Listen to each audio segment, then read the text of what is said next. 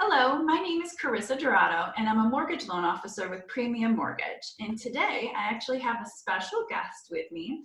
I have Brandon, and he is the processing team leader at our Buffalo Transit Road office. And I'm so excited to have you today. Thank you for joining me. You're welcome.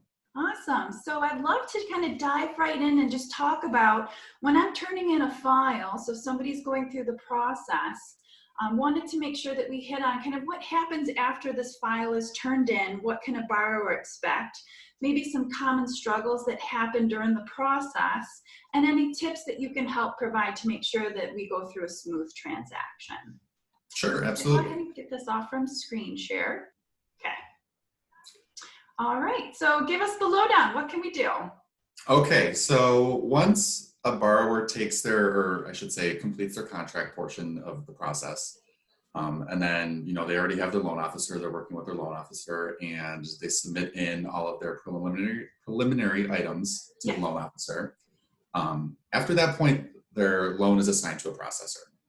Okay. Now, we have several processors within our department, and so it can go to pretty much any processor at any one point in time. Sure. Once the file is assigned to a processor, the processor will do a preliminary review of the file. We try to do a very high-level review of a loan. We try to hit every guideline point, I should say, because as processors, we're also, we're trying to be junior underwriters. We're trying to make sure that from the very beginning that we ask the borrower for as much as we can, so that once their loan is truly approved, it's just very few simple items that they have to provide.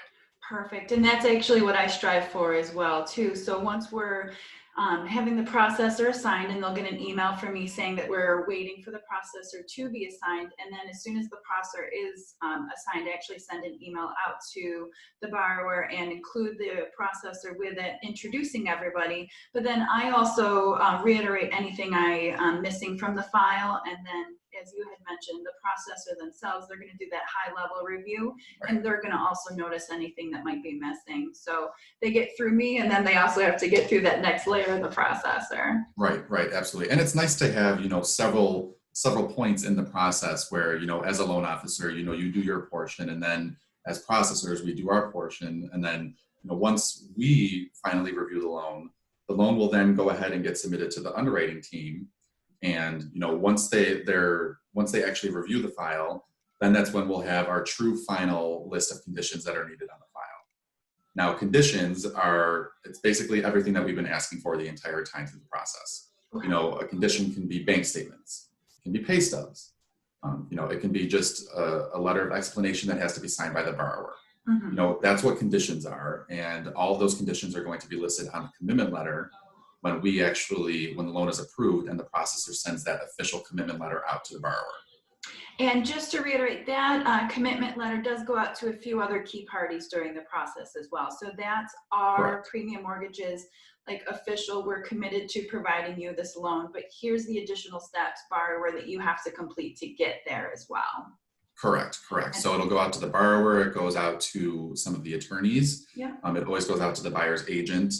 And then it also goes out to our bank attorney, who is they're the one that are on the back end kind of handling everything with the attorneys so that the borrower doesn't have to be directly involved. Perfect. That sounds good. And then the conditions, we generally have a rough idea of what the conditions are going to be. And I am always kind of talking this through during the process as well. We always know that the contract deposit, the earnest money deposit, if it's made through a check, we're going to have to get a copy of that canceled check. And the canceled check, of course, being the front and back of the check as it leaves the bank account. You usually have to go directly to the bank to get that. Is that a sticking point sometimes that people encounter? Because I know just explaining that to folks, sometimes it's, how do I get that? What is a canceled check? I don't know if you guys see that as well. Yes. And so the best way that I describe it is I always describe it to a borrower as we just need a copy of the processed check that you wrote to the realtor for your basically your earnest money deposit. And so I always list the dollar amount as it's stated per the contract. But I always just tell them that it's the processed copy and they can obtain it from online banking or the branch themselves. Perfect. Okay, so we're definitely on the same page there, which is Yes. good. And then the Yes. bank statement. So once we have official bank statements on file, let's say I've submitted the file with 1 or 2 months worth of official bank statements, is somebody allowed to then use like online printouts or other options? Because, let's say getting to the bank can be challenging sometimes, or other options. So what are our options there after we do have an official bank statement on file that's usable? Absolutely. So we should always have 60 days of statement history in the file. Mhm. So say we have one official bank statement, the borrower isn't able to obtain another bank statement yet.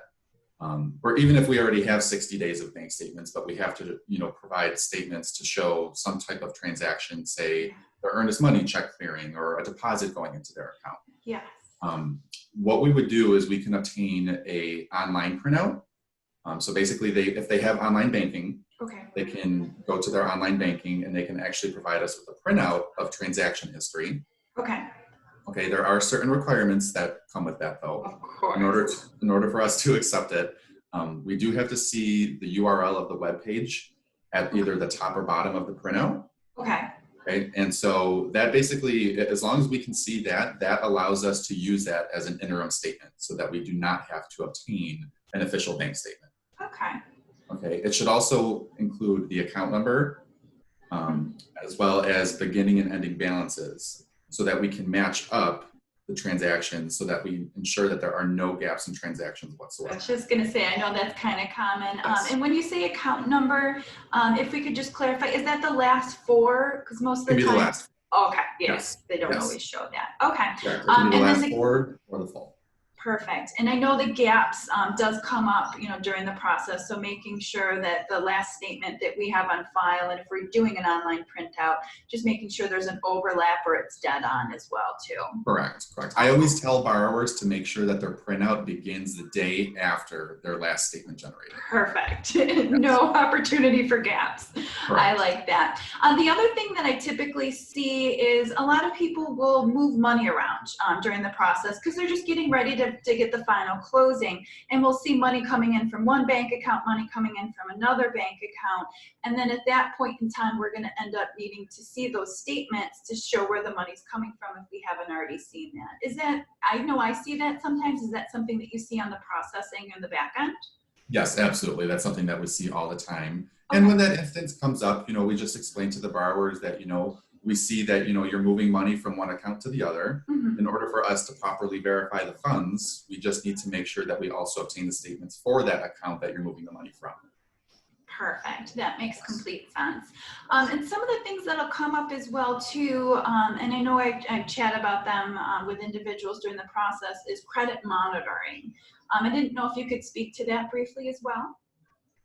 In regards to ensuring that, throughout the process, we try to ensure that borrowers, we can say it very often, but unfortunately there are some circumstances where it's completely out of their control. But we try to make sure that throughout the process that borrowers do not obtain any new credit, Okay. and that the credit that they do have, that they don't rack up balances on credit cards. Yeah. Unless like I said, there's some unforeseen circumstance and they must do so. Because at the end of the day, prior to a loan being cleared to close, our underwriters will be pulling a soft credit pull that will show all of the updated balances on a credit report, Right. as well as if any new credit has been obtained. Perfect. And that's something that we chat about too, just making sure that like on credit cards, the balances stay where they're at and not continue to go up if at all possible, but then also not obtaining any new credit unless it's already been spoken with myself. And we make sure that everybody's spoken with or even approved through the process, even if it's after the loan is in processing, but making sure that if, a borrower does need to obtain new credit for any reason, that, it needs to be talked about prior to, to make sure that it's not something that's going to put their loan over a debt to income ratio where they then don't qualify. Right, exactly. And I have seen it come up before right at the very end, and I've actually had to delay closing by a day or two so that we could go out and obtain the additional information about a new credit card that was open. So exactly, it is something that happens, but it ends up causing a delay. And if we didn't need to do it, that's going to be a better place for us. So 100%. I always tell people, reach out. Yes. Well, The best thing questions. yes, ask questions, and the best thing you can do is just communicate. Open Yeah. communication throughout the entire process is key. Right, and that's what I'm right on their board with you as well too for that. So when I'm handing a file off to a processor right at the beginning stages, I really look at it as an opportunity for the three of us to work together. So the processor, myself, and then the borrower as well. So I look at it as there's no such thing as over communication, checking in often. The processor is going to check in often as well too, and emails are going to be flying around. So we ask that emails are checked often, but to me, phone communication just doesn't replace the email communication. So I always tell people, don't be shy about calling. Absolutely, absolutely. And same thing in processing, we open communication, like I said, we want to ensure that, all of our processors are talking to the borrowers, picking up the phone. Emails are one thing, but, it's important to establish that relationship with the borrower. And the best way to do that is to, pick up the phone and, if you just sent, say, a welcome email that's going to list out some of our preliminary items that are needed, immediately afterwards, call the borrower and just go over those items. See if they have any questions, because sending an email can just is one way to communicate, but picking up the phone is always the best way to communicate. Perfect. Yeah, that sounds good.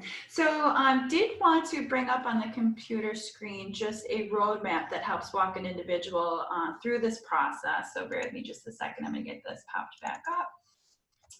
And on the screen here next. This is a roadmap that I will be or have shared with an individual through the process. So they should have seen this a couple times already.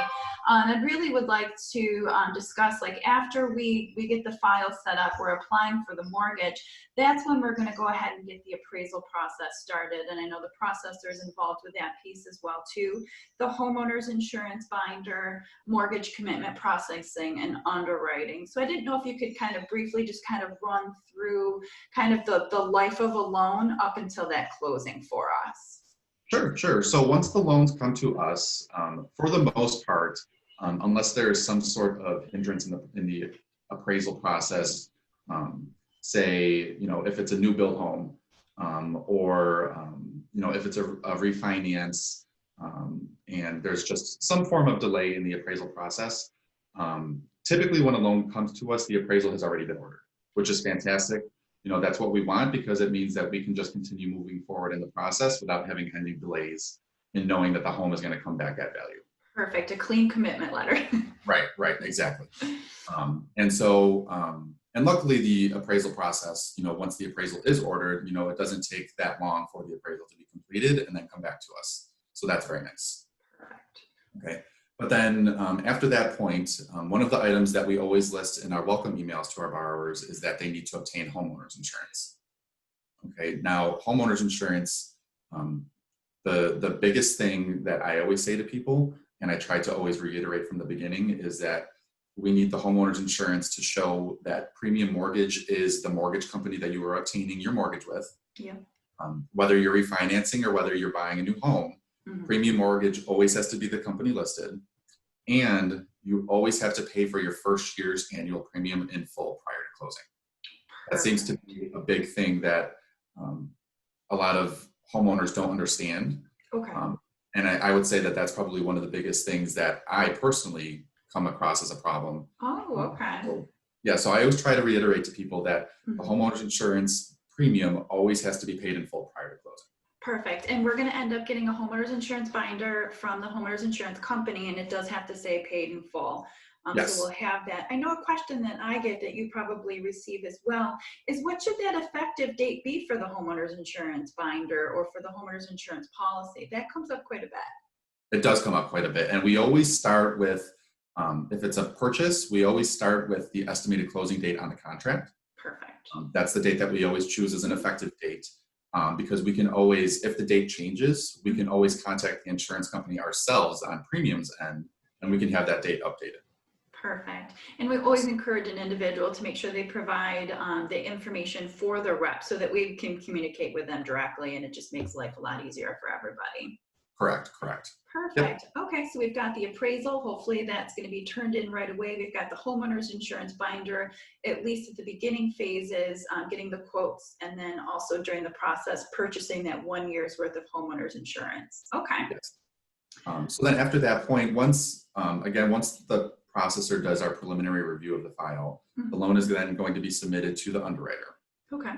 Okay, underwriting typically reviews their loans anywhere between 24 to 72 hours, depending on the time of the year and the way that our turn times work. Perfect. However, once the loan is approved by the underwriter, that is when the official commitment letter will be coming out. Okay. Now, the commitment letter is, like you stated previously, it is just Premium Mortgage's true approval stating that your loan is approved as long as you provide all of these conditions, or as I should say, items that the borrower needs to provide prior to closing, then your loan can go ahead and we can get it cleared to close, and then you can close on your home. I did want to state too, right there, the quicker a borrower can get us that information that's needed, the quicker we can get through to that ready to clear to close phase. I have seen sometimes where it's taking a while for a borrower to get us that paperwork, and then ended up causing delay. So just wanted to reiterate the fact, the quicker that we can get that paperwork or that requested items back, the quicker we can get the borrower through the process. Correct. And, there's always going to be, or not always, but, there are sometimes going to be some items that can't be provided right away. Right. And we, of course, understand that. However, the sooner that a borrower can get us the items, the better, because, yes, that means that, as long as we get the items back, we can go ahead and we can get a loan submitted back to an underwriter for a review, and then we can get our official clear to close notice faster. Perfect. So that's always going to be best. Good. And a lot of times people ask me, well, how quick can you close a loan? And I always come back, well, how quick can you get me your paperwork? Exactly. Yes. Also a piece of the puzzle being the attorneys too. But, really to me, it just depends on how quick the turnaround time is to obtain the conditions. And that's how quickly we can get the loan closed usually. Correct. So once that commitment letter is issued, there's always going to be a list of items that the borrower must provide prior to closing. Okay. And those are going to be the items that the borrower needs to provide in order for us to get the loan cleared to close. Perfect. And so the processor will then reach out to a borrower, sending them the commitment letter, and then also reiterating the items that the borrower does need to provide that are on that commitment letter. Okay. With, for me personally, what I do is after each item or after each bullet point condition, I always put like a little parentheses, and then I list a little blurbs, kind of breaking it down, because a lot of the jargon it's just mortgage jargon. So I try to break it down so that a borrower can understand exactly what it means. Yeah, and I do see that quite often. We see like the official language, then underneath, a lot of processors will go through and actually write like, really, this is what this is requesting. This is the layman's term of what we're trying to ask for. Exactly. Perfect. No, that makes sense. So let's say somebody submits all the conditions, the appraisal comes back, great, homeowners insurance is ready to go. What's that next step thereafter? So as long as the borrower gets in all of their conditions, the very last item on the list is for a borrower to receive their preliminary closing disclosure. Yay. Now that is basically the final item that is going to be on any loan.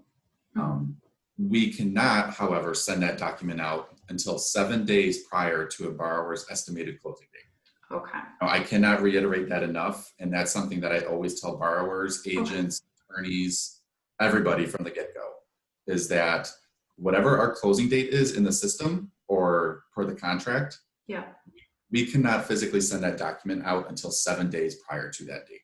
Perfect. And I've actually run across this scenario before, and people were looking at trying to close a little bit earlier. So as soon as we had an idea that it might be trying to close a little earlier, we're communicating that with the processor as well, and trying to change the closing dates in our system so we could get that out earlier. So it is something that can move.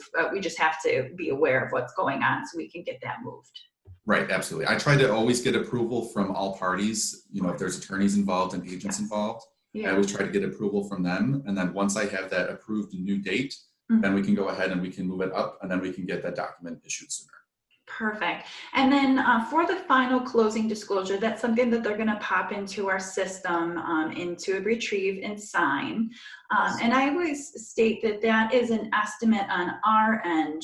About a day or two before closing with the attorney, they're actually going to get some final numbers directly from the attorney. So we're giving our best estimate up until that point.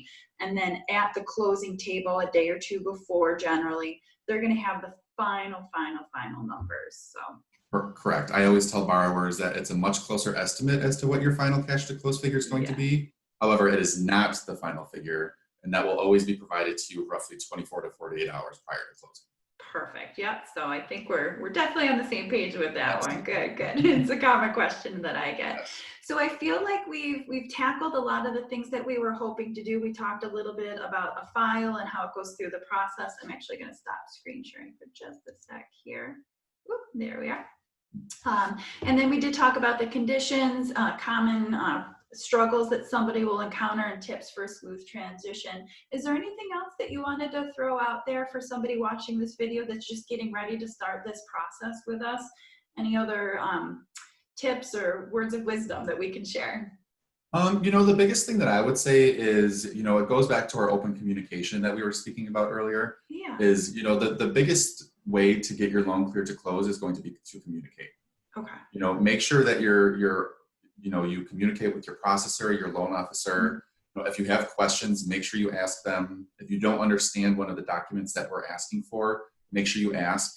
Right. That's going to be the best way to make it a smooth, streamlined process so that we can get from point A to point B very quick and get a loan closed. Perfect. And that makes sense too, because a lot of times when an individual, like a processor, is asking for a document, we'll see a borrower submitting something that they thought was going to cover that condition, but then it didn't quite do that. So I feel like, if you have any questions at all, just pick up the phone, reach out to the processor, reach out to myself as the loan officer. We're happy to help provide guidance. And even just kind of share the document that you think might be it, or, send us a screenshot of something so we can kind of help walk you through it. Perfect. 100%. At the end of the day, we're all a team, and we're just in it to try to get them to the clear to close and get them, in their new home. So after we can do that, and, the easier we can do that, the better. Right, exactly. Perfect. Well, thank you so much for your time today. I really appreciate you going through all this information. I felt that it's really going to help a borrower get to that clear to close as quickly as possible, and, touching on those highlights. Absolutely. Wonderful. Well, thank you again, and I look forward to seeing you in the office soon. Yes. Have a good day. You too. Thanks.